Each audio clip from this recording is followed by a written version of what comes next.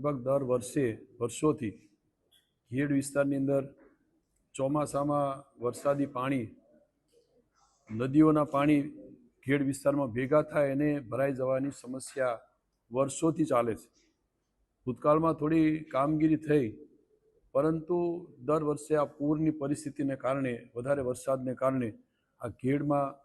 ચોમાસું આવે એટલે દર વખતે આ સમસ્યા ઊભી થાય છે. ગત વર્ષે માનનીય મુખ્યમંત્રી આદરણીય ભૂપેન્દ્રભાઈએ જ્યારે ખેડ વિસ્તારની હવાઈ નિરીક્ષણ કર્યું, અમે પણ એની મુલાકાત લીધી અને રાજ્ય સરકારે નક્કી કર્યું કે ખેડ વિસ્તારની અંદરથી આમાં કાયમી લાંબા ગાળા માટેનો આપણે વિચારીને એનો ઉકેલ લાવવો જોઈએ. અને એના ભાગરૂપે અમે અમારા સિંચાઈ વિભાગે એક જેને કહેવાય સારી કન્સલ્ટન્સી, એટલે સિકોન જેવી પ્રાઇવેટ લિમિટેડ કંપનીને એ કન્સલ્ટ જવાબદારી સોંપીને અમારા અધિકારીઓ સાથે એક ટીમ વર્કથી આખા ખેડ વિસ્તારમાં, એટલે સોરઠી ખેડ અને બરડા ખેડ, આ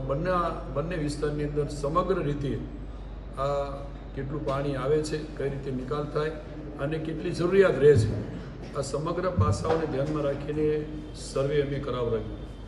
અને સર્વે કરાવ્યા પછી અમારા અધિકારીઓ સાથે, વિભાગ સાથે અને આ કન્સલ્ટન્સી સાથેની માન્ય મુખ્યમંત્રીશ્રીની અધ્યક્ષતામાં અમે ફરી પાસેની સમીક્ષા કરીને લગભગ 1500 કરોડની આસપાસના ખર્ચનું અમે અંદાજ કર્યો હતો અને એ રીતે સૈદ્ધાંતિક મંજૂરી આપી.